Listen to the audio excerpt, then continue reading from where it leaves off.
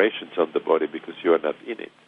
But you don't lose consciousness. You have experiences in other realms. But that the heavy influence on your body, it makes ketamine different from other psychedelics, where you can, there's no effect on the way you can sort of move around, you can talk and so on.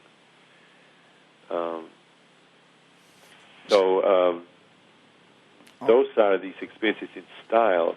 There are also indications that there's certain areas that can sort of appear more frequently when you take certain substances, like, for example, in ayahuasca, the visions can have some specific content. A lot of people see being a snake like anaconda, or visions of jaguar, and sort of a lot of jungle-related imagery and so on. So there are those kinds of differences also. But again, even in ayahuasca, the experiences would be sort of a selection from the cartography that I was talking about. Mm-hmm. That it might take a little different form, or there might be a predominance of certain kinds of experiences. Mm-hmm. In shamanic experiences, very common are these journeys into the underworld and the experience of being subjected to some severe ordeals and being annihilated, dismembered, and then put together in a new way, and then traveling to the supernal realms, and you can learn how to heal yourself and to heal others, and you have a certain specific connection with nature. So there are these kinds of differences between the different ways of inducing non-ordinary states and experiencing them. But the cartography is pretty universal. You've visited many spiritual men around the world. You've been to the East, you've been to South America, and and other places in the world.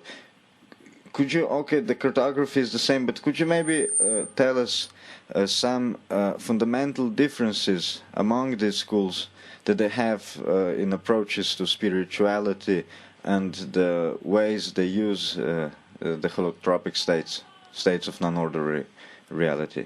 There are major differences in emphasis. For example, if you compare Vajrayana, the Tibetan Buddhism, with Zen, you can see it.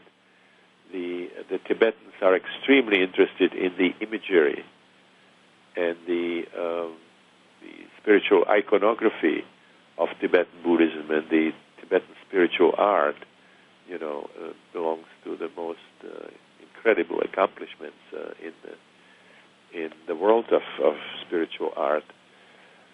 They have detailed descriptions of the deities with all the characteristics and so on. Whereas if you sit Zen, they are not interested in the content of the experiences, whether you are bringing personal stuff or past life memories or archetypal visions. They would refer to it as makyo, something that you just sort of observe, and you want to cut through it into what they call the no mind state, transcending the mind altogether. Shamans, would emphasize the journeying into the intermediate world, into the realm where we go at death and so on. Mm-hmm. So there would be, there would certainly be differences. Some of the systems emphasize more individual exploration, like you're sitting on your own, even maybe in some isolation somewhere, extended stay in a cave on the mountain top, in the desert, in the Arctic ice, and for the Eskimo shamans. Other groups would have collective experiences. For example, the Kalahari Bushmen, they have an all-night dance involving basically the whole tribe, or there would be the Huichol Indians do peyote ceremonies in groups that could involve dance and so on. The Native American church uses peyote also in a situation where you do it in a teepee with a whole group of people, where you pass a staff and the drum, and everybody participates and it becomes a collective collective experience. The same in the Santo Daime with ayahuasca. It's done in groups. So, I think what's interesting about the world of religion that there are so many different ways. And it is also you, along with your wife, that developed a new method in promoting this altered states of mind.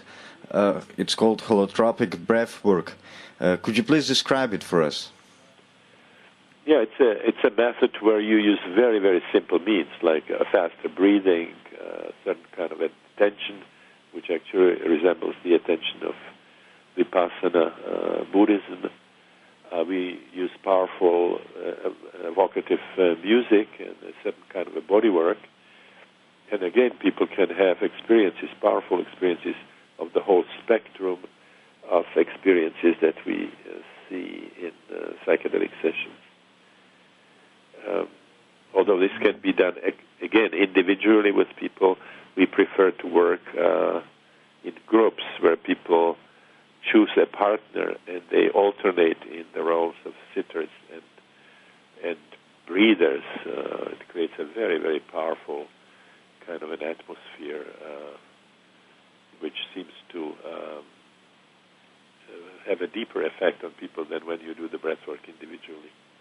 You've mentioned perinatal states earlier. Could we move back to that, and could you describe it in more detail, please, and why is it so important that people also go through emotional experience of these states? Well, we don't put any emphasis on reliving birth. When we work with holotropic states, we basically believe in the inner healer, inner guidance that you get. And so we work with whatever experiences emerge. It just happens that many, many people go to birth without any programming, without any specific guidance, just because it is such a powerful experience. There's so much emotion attached to it, and so much physical energy is kind of associated with it. Pent up energy from the hours that we spent in the birth canal. So it's just a very, very important part of this holotropic spectrum. But we in no way tell people that everybody should have the experience or program it in any specific way. You are there more like just a sitter and not that much the controller of what is going to happen to those experiencing this altered state. Yes, you basically support the work of the inner healing intelligence. This is how the work that we are doing differs from